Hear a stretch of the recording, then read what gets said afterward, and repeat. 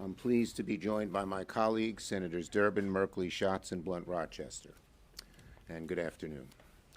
So this afternoon, Republicans, so divided, so dysfunctional, so disorganized, are fleeing Washington. Their majority can't melt down fast enough, not when Americans' financial situation is melting down every day. Republicans are in complete disarray. They're at each other's throats, and the American people are suffering for it. Republicans are divided over things that Americans don't want, but Democrats are united around things that the people do want: for us to lower their costs, rein in the chaos, fight the corruption that is endemic to this administration.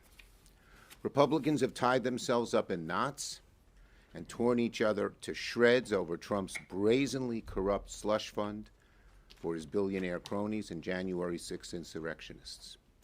They have soiled their reputation by fighting to fund Trump's billion-dollar ballroom at taxpayer expense.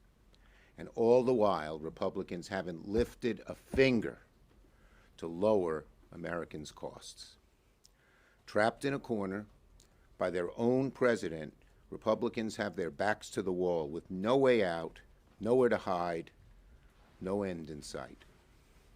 The only way for Republicans to get out of this box is to stop backing the slush fund, stop pushing the ballroom, and as soon as we get back, join Democrats in fighting to lower Americans' costs on health care, on housing, on power, on child care, and on so much else, and to join us in fighting the corruption that Trump just revels in. Republicans are in retreat, but Democrats are moving full steam ahead to fight Trump's costs, chaos, corruption. Senator Durbin. Thanks, Chuck. Is it possible on May 21st, 2026, the Republicans finally found an ethical bridge too far? I wonder, could it have been that golden ballroom for $1 billion that was supposed to be freebie that Mar-a-Lago golf buddies were going to pitch in for? Or perhaps it was this incredible slush fund. I don't know quite what to call it.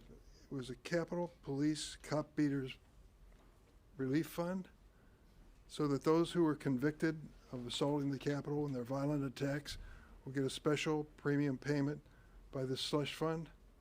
Maybe that was the bridge too far. I'm not sure we'll ever find out. This much we know. When the Republicans return home this weekend, as we do, they're going to find that the American people are sick and tired of this baloney. They want to get down to basics. Gasoline at $5.49 a gallon in Chicago, that's what it was when I left. Grocery prices up, utility prices up, rent prices up, and nothing from the Republicans and nothing from Trump to help these families. That's the real message of today. Thank you. Senator Merkley. This battle over the reconciliation bill is all about costs, chaos, and corruption. Costs, $70 billion, and not a penny going to health care, housing, education, helping people with the price of gas at the pump, nothing that American families are suffering from. $70 billion. And let's talk about chaos. Not a single common sense reform for ICE or CBP, who have been acting like secret police terrorizing communities across this country. And then corruption. Well, certainly the $1 billion for a ballroom boondoggle worthy of Louis XIV, but totally inappropriate in a democratic republic, that's certainly corruption. But this settlement, in which Trump sues his own administration and his former defense lawyer serving as acting attorney general, proceeds to say, I know what, I'll give you $1.8 billion to hand out to whomever you want. I mean, that is really a world record in self-dealing. Think about any other country in the world where you've read about corruption. Have you read about a president giving himself $1.8 billion to hand out to his friends? I mean, all of this, finally, appears to be too much for our colleagues across the aisle.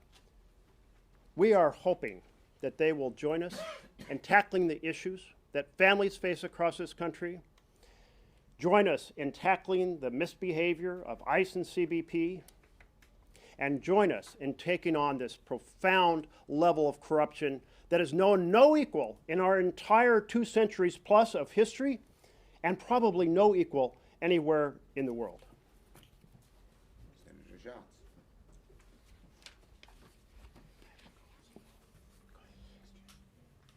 Jeff's got a plane. People are really struggling out there. They can't afford their health care. They can't afford their utility bills. They can't afford to fill their gas tank. They can't afford their mortgage. They can't afford their rent. And you would think that if the political party in charge has basically 2 golden tickets to pass major legislation through this process, that they would prioritize making life more affordable for their constituents. But instead, they want to quadruple the size of ICE, they want to build a ballroom, and they want to provide compensation for the people that stormed this Capitol and beat up cops. And so don't let anybody tell you there's not enough money in the United States of America. What they are telling you is that there is enough money for a ballroom. There is enough money to pay off their friends and violent insurrectionists. There is enough money to quadruple the size of ICE. There's enough money to start multiple regime change wars. What they are telling you is that there's not enough money for you. Senator Blunt Rochester. Thank you, Chuck. You know, today in this very present moment, this is actually a victory for the American people. When we go home to our states, we are hearing from people up and down in Delaware, up and down the state. I had a family reach out to us and say that we are no longer able to pay our bills. We're using a line of credit on our mortgage to pay our bills. We're not eating. This woman was 60 years old who wrote to us, and she said, she ended it by saying, I'm a Republican. Everybody is hurting across this country, and what this administration is doing is showing us what their priorities are. Their priorities are a gold-plated ballroom. Their priorities are a new reflecting pool, which we hope is not painted with the face of Donald Trump at the bottom. They're showing us that their priorities are building detention centers. In the 250th anniversary of this country, this is not the direction that we should be going. People are hurting, and this administration is acting as if the American people are their ATM. And so we stand here today to say, we're glad that this happened today, that it was stopped, it was stalled, but we know this is not the end. This is the same group that last year brought you one big beautiful bill that gave money to ICE and CBP, but cut your health care. And so we're going to continue to fight. We're going to continue to stand up for the American people. And as my colleague said, we hope that this is a new day for Republicans in Congress, that we take our power back, because our power stems from the people. So I just want to thank Chuck for giving us this opportunity, but just tell the American people to stay tuned. We know this is not the end of the battle. Questions? Yes. You mentioned you hope Republicans stop backing the slush fund. Is it anybody's understanding that any of your colleagues, any Republicans, are actually backing that thing?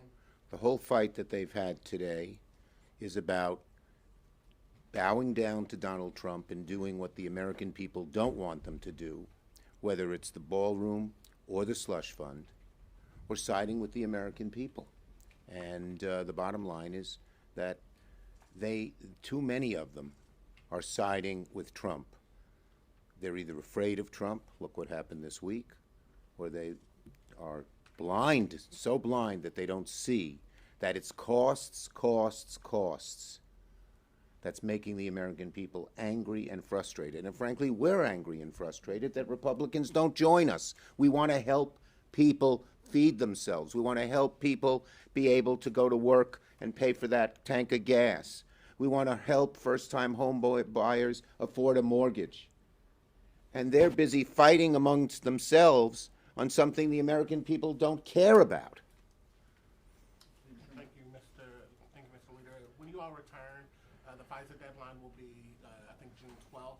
Are you concerned that because they didn't handle this before Memorial Day, that this will impact a must-pass piece of legislation like FISA? Look, the FISA needs reform. I think almost all of our caucus feels it needs reform, and we're willing to work with the Republicans to get that reform. I don't think they know where they're at. But because they did. Yes. Senator Schumer, sort of up until now, the main Democratic electoral message has been affordability, the cost of living, prices.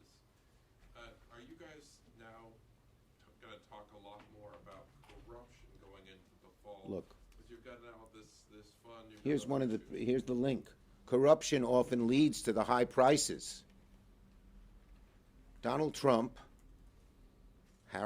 sided with the big oil and gas industries and cut off the cheapest way to get power on the grid. Donald Trump, listening to a few big industry people, put in the tariffs that raised the costs. The two are tied together. Our goal is to get the costs lower, but the corruption in this administration pushes them to do the opposite. Leader Schumer, Yes. thank you. Good afternoon. Can you talk for a moment about what some of these amendments would have looked like? When I talked to Republican senators, they all said in this vote-a-rama, had it happened, they said you guys would have had certain votes that would have put them in tough spots based on the compensation fund. Can you characterize, describe what? No, I'm not going to get into the specific amendments, that was the whole threat. but we were going to, Well. we made clear that we felt that this corruption was so vile that we were going to do everything we can in reconciliation to try to get it undone. And that is the case. It will, if they come back and keep these things in their bill, we'll keep that fight, but we'll also be reminding people over and over again on the costs of living, the affordability issue, which is number one and always has been number one for us. And the reason we hate this stuff so badly is not just its innate corruption, which turns your stomach, but because it stands in the way of us doing what the American people want, what we were sent here to do. Get down those prices. Yes. Thank you. First of all, drone zone of United States troops in Europe, how that might influence European security, specifically the Baltic states, while Russia is continuing. Look, the bottom line is that this war in Iran has he still hasn't said what the goal is. He still hasn't said how much it's going to cost. He still hasn't said how long it's going to last and how he's going to pay for it. And so, yes, this war undermines all the other things that we think need to be done. Yes. Mr. Leader, just to clarify, beyond possible amendments, is there anything that Senate Democrats plan to do legislatively to block this anti-weaponization fund? And separately, do you agree with the findings of this new DNC autopsy report? Well, look, we'll do everything we can to stop this slush fund, whether it's in the court.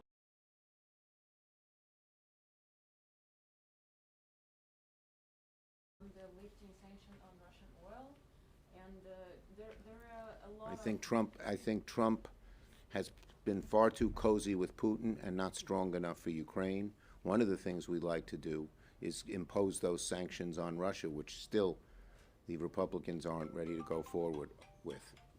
Thank you, everybody. Thank you.